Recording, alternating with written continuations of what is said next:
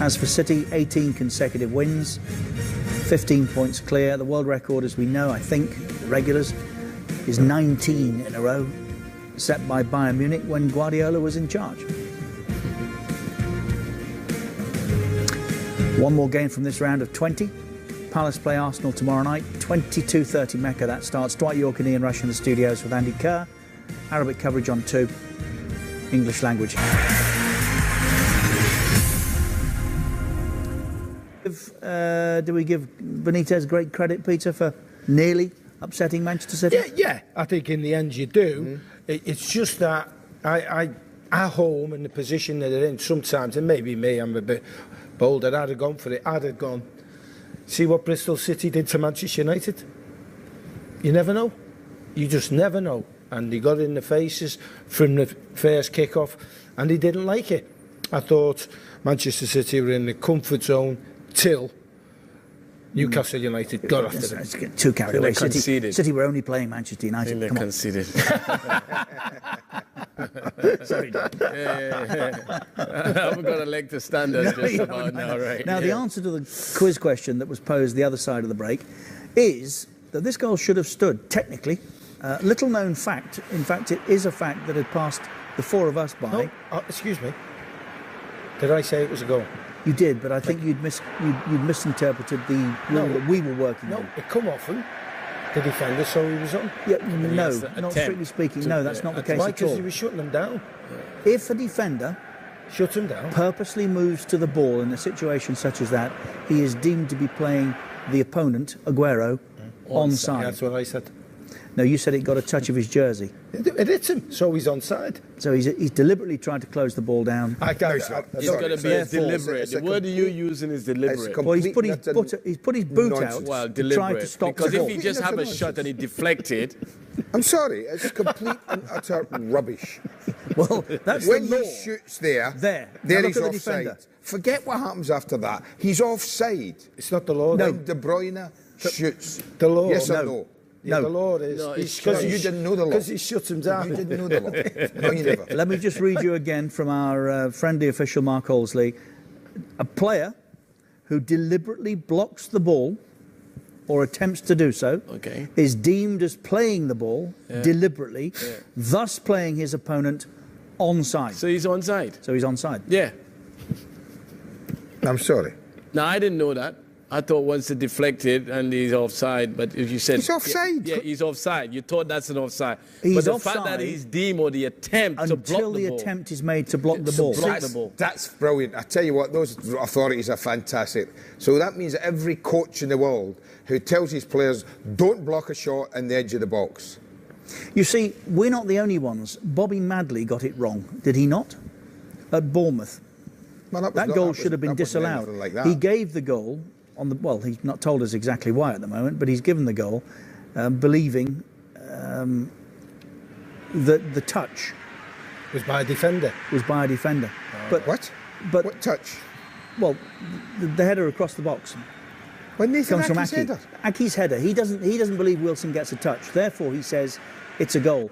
The problem is he's misinterpreted his own law because in going for that ball there, Wilson becomes active. Yes, of course he does. So therefore it should be disallowed anyway.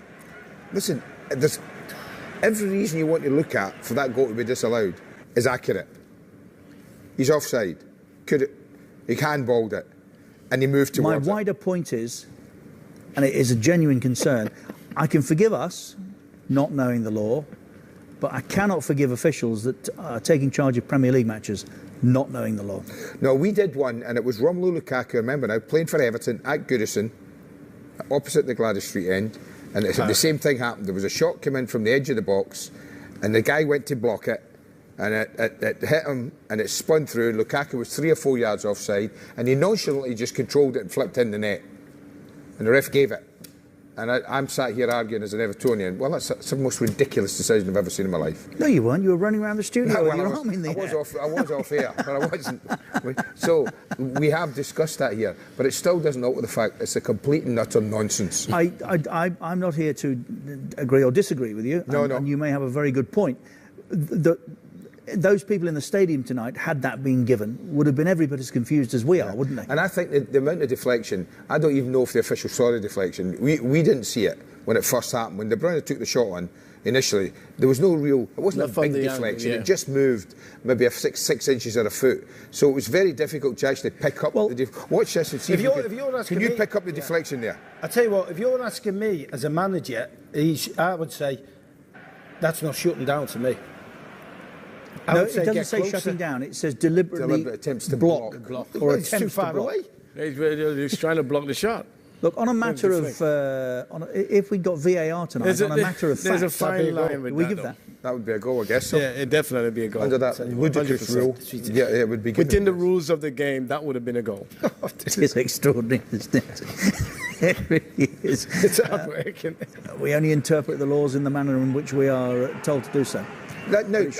Watch DeAndre Yedlin. Should he allow him to go as a defender? You're his coach, the fullback. With Sterling, watch him. He's with Sterling, really. Watch him. He starts running him, then leaves him. Now, surely he can't leave him until somebody says, I've got him. Go with your runner. Go with runners. By the way, go with runners everywhere in the pitch, especially when you're defending your box. I couldn't believe that. He's just pointed to somebody as if to say, pick him up somebody else. Ridiculous. Because I can't be bothered running in with him. That's his job. And by the way, especially against a team like Manchester City, who do them outside runs to win all the times. As a coach, you'd be going to your full-backs.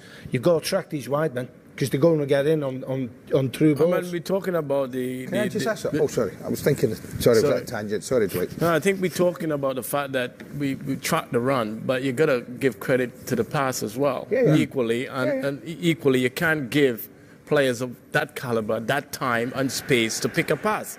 And at this stage, this is why we were so frustrated when we see Newcastle did what they did second half, actually had a go at City, and you wonder why they didn't do this from the beginning. But you just can't give quality players of this caliber that kind of space and time. They're going to punish you. Normally you would say to me that's too straight, wouldn't you? No. It's a difficult ball. But no, you wouldn't say that's too straight. What it is, it's opposites. It's straight ball, diagonal run. It's diagonal ball, straight run. Yeah. That's what certainly what you would marry up. Yeah. It's very difficult to make a straight run and a straight ball marry up together, so it's opposite. What was the thought in your head? Can we go back to our original... We can go anywhere you like, my friend. Does that mean then, for instance, if I'm a coach then, I say, right, every time we get a free kick near the edge of the box, they put a wall up. I want 2 or 3 of you to go and stand just in front of the goalie.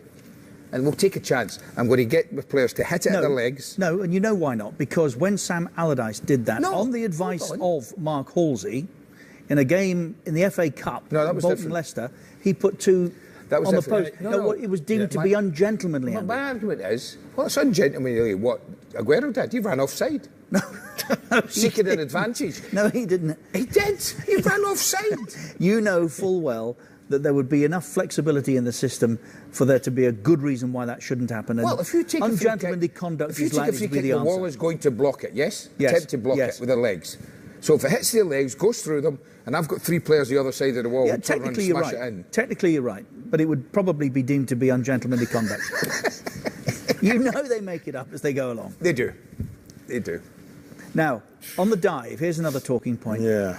Is the punishment for this sufficient? If players were shown red in these circumstances, would they think twice? Yes. Well, as an ex-manager, ex-coach, I would be saying, if I'm going to lose him for 3 games, stay on your feet. By the way, I can't believe why he's gone down. I just cannot believe There is an argument there was contact. Yes, it is, but not enough to bring him down. And that's why it's a grey area for me. What, not enough to bring him down? It doesn't say in the laws of the game how much contact there needs to be. Richard, so if we go banning people or sending people off for these things, it's such a grey area. I think it'll cause more problems than it will solve. I really do. Yeah, but do you think? But isn't that cheating? Do you think he could have stayed on his feet? I think, yes, of course I could. I think he's... 9 penalties out of 10, probably. We could sit here and say, well, players could stay on their feet if they wanted to. But see, Mark Hughes' point the other week, Andy, when Lanzini was subsequently charged with deceiving a match official, is that didn't help Stoke. The penalty still stood. Lanzini continued to play for the rest of that game and then missed 2. So if the punishment was immediate, would that not make you think twice about falling over like Gale did? Wrong. Well, you stand that risk with every card that's shown. You do, but is yellow not sufficient for something like that? I don't know. Listen, I think if players are aware that the fact that they was going to get 3, Well, not even match ban 3, for but an immediate ban. Probably. Red, off, go and now. I think what they're disappointed in is that Dwight Gale has got there first. Maybe he could have still played for the penalty, but he could have still carried on if that didn't happen, and he didn't do either. So, is that cheating the system? It looks like he's trying to cheat the system. And that, for me, is a disappointment thing of it all, because he got there with ample time. Yes, get the ball, and then if he get the contact that he's looking for, then go down. Ever gone down yourself? No, I wasn't that type of player. Never? Never. You got to deliberately take me down for me to come down. Yeah. I was one of those players, 100%. I'm not asking you. I was never a diver. Never. But what is a dive? If you felt contact, did you go over? Exactly. What is a dive? A dive for me is when there's absolutely no contact. Fine. No contact. But if there was contact, then fine. Would you exaggerate it? Well, I think that is what's gone into the game. Their players now do go over the top with their dives. So I put the question again. If you felt contact, would you exaggerate it? No. Would you go down? I would go down, but I won't go. Oh, you wouldn't throw your hand. No, I don't mean acrobatically. I mean, would you go over? If I get contact, to do so? Of course I would go down. Of course. Once the contact is made, then you will go down. Richard, if you're a referee, so I'm then. Would you take it to the other end? Then I'm a forward who's going to get a ball that's going out of play, and I've got a defender in front of me who's trying to shepherd it out of play, right? And I'm close to him, I think that's and he throws himself onto the ground to get a free kick. Yeah, do you want him sent off for that? Well, I agree with you. I think that he would be looking to deceive a match official. And what did the late great Jock Stein tell you? If you do take a dive, don't admit it. Because it's a penalty and a goal, a very important international. Yeah.